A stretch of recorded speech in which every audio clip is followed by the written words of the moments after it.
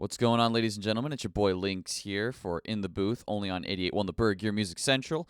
And we are continuing with our Let's Make a Track series. I've already taken the liberty of doing the additions I wanted to make, and you may notice things look a little bit differently. There isn't as much stuff on the screen. But let's take a listen to all the stuff I've added, and then I'm going to go in and explain what I've done. Let's begin.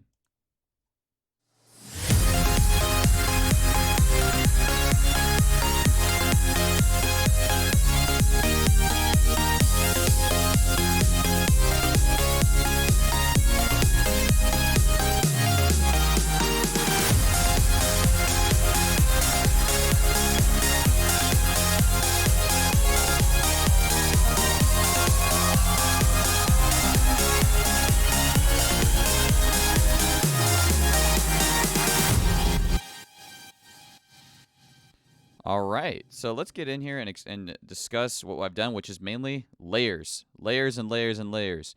There's a Shrek joke in there somewhere, but this is what I've done. So the ARP, the lead, and the main synth, and the bass are all layered now, so there's multiple instruments playing in them at once. They're no longer just one single instrument. There's two reasons why you would want to do this. One, you can blend various synths and other instruments to create a unique sound, a sound that you want for your specific track or for whatever you're making. Or you can take the same synth and stack it upon itself multiple times and then compress it. And that's how you get that really fat, beefy, powerful synth sound that the likes of, like a Lenium, for example, that's how he gets most of his sounds. He stacks layers and layers and layers of his synths and then slams an OTT on it and just makes it really tight. And I'll explain what an OTT is later. It's this boy down here, but we'll explain that in a moment. So what we're going to look at right now is this main synth is now 3 layers. So we have the main synth high, the main synth mid, and the main synth low. The main synth low is actually the exact same thing that we've been working with. However, it's also playing an upper octave of the stuff it was playing before. So let's take a quick listen at what it sounds like now.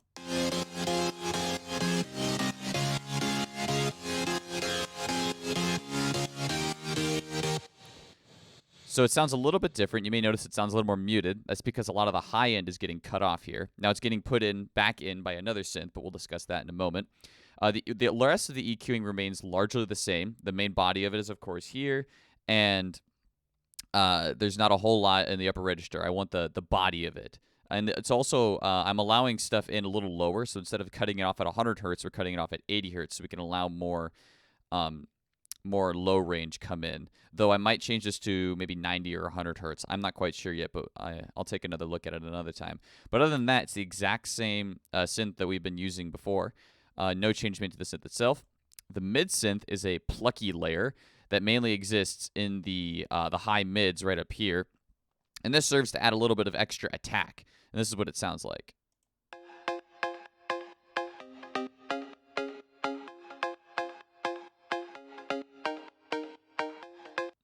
So that serves just to add a whole bunch of extra attack to the overall idea and to make it sound a little more plucky, as you can hear.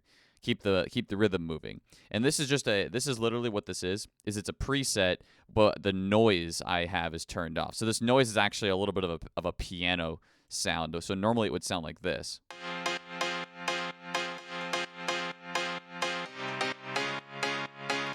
So this was a lot of what I wanted, but I didn't quite like that piano noise. It wasn't quite what I wanted. So what I did is I just turned the noise off, and then you got this. It's excellent. So like point out the EQing and all that good stuff.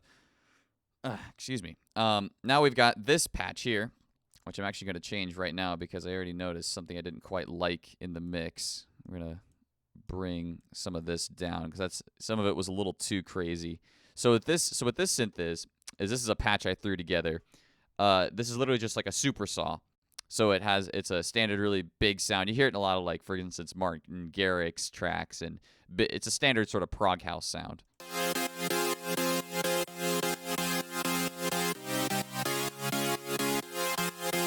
Now the chords themselves are adjusted slightly, so the very top note of each chord that's in the other layers has actually been removed. This is to allow room for the lead, and we'll talk about the lead in a moment.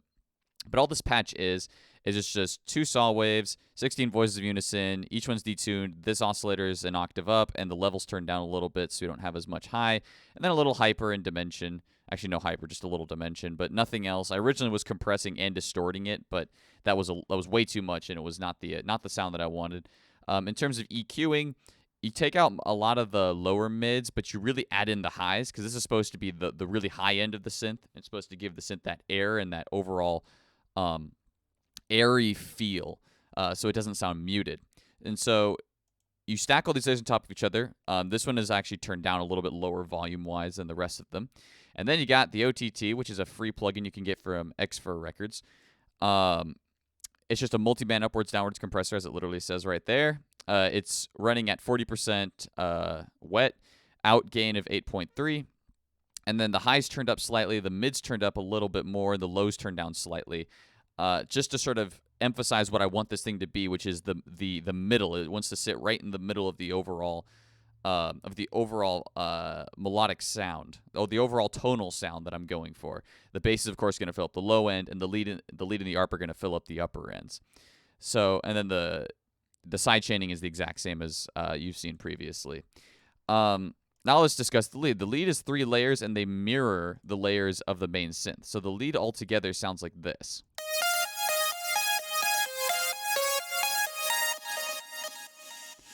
So the bottom, so the main, the Plucky Layer is the same as the Plucky Layer from before, but it's EQ'd a little differently to really emphasize the plucks in this area.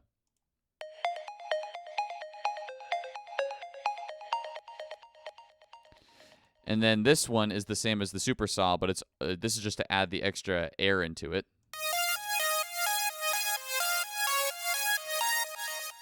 And I might actually turn that down slightly because that was really loud in the mix. And this one's also different because the distortion and the compressor are on. The compressor has a threshold, I think, of -15. The gain, I believe, is at 9. Yeah, 9 gain. Diode 1, distortion, full mix, drive, all this good stuff. So this is just to add a little bit of extra power. And then, of course, we've got the main source of the lead, which this is unchanged from the original for the most part. So it's pretty cool. Now here's where the really interesting stuff comes in. So we've added some delay and some reverb. With delay, we've added that it's sitting on 3, which I believe is an 8th note delay. The feedback at 21%, 25% dry wet. Ping pong, especially. I like ping pong delay a lot.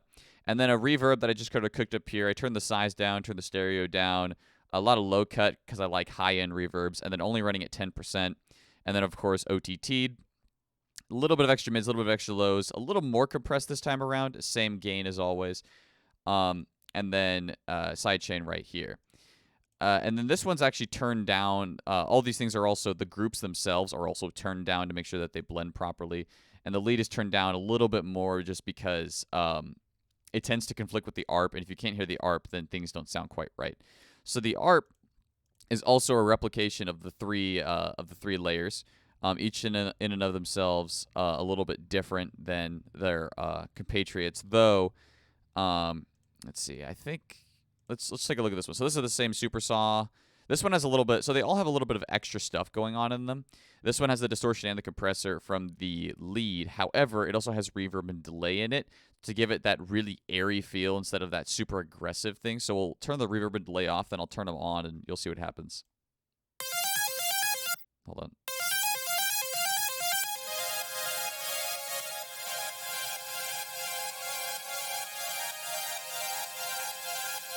So it's no longer the super aggressive sound. It's this very wide, fill up the space sort of sound. Same with the little pluck here.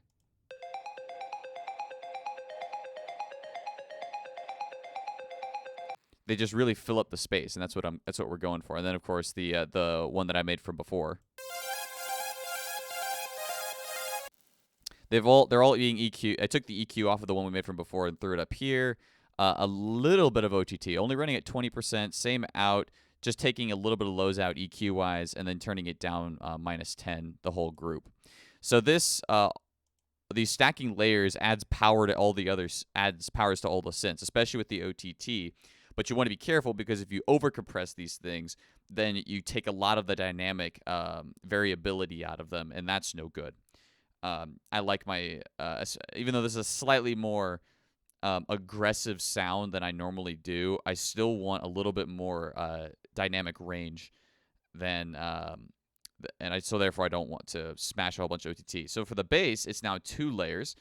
The sub bass layer that we had from before is largely the same, except we're cutting off. We have a standard low pass filter, just cutting off everything, starting to cut off at 300 hertz. So this is what this bass sounds like now. It might be hard to hear if you don't have good headphones, but it's there. And then we have this new mid bass, which has everything below 120 hertz cut off, and I only want it really existing in these low mid range. This is just to add a little extra attack to the bass itself. So all it is, it's a preset I made. All it is it's a square wave with an automated filter going off this envelope, and so this is what it sounds like.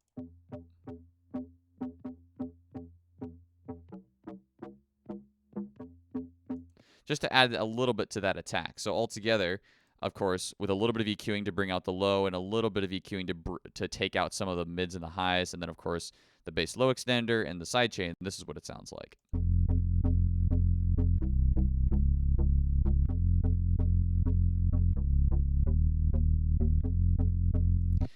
Now, the only reason why you add that mid bass is just to add to the overall attack of all the instruments. So altogether, if we listen to all the instruments together, they sound like this.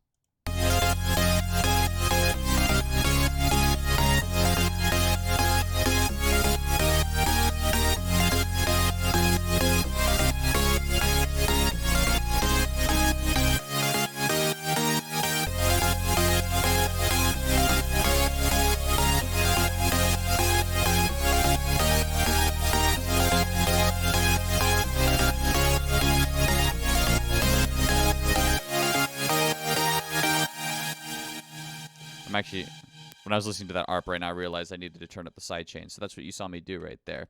So other than that, I haven't actually changed all that much. I just needed to stack these layers so that we can start to really feel the power in these synths and in this drop. So that's all for this episode. And I hope to see you all next week on Let's Make a Track. But before we leave, of course, we have to listen to everything we've got so far. So let's give the whole drop a listen.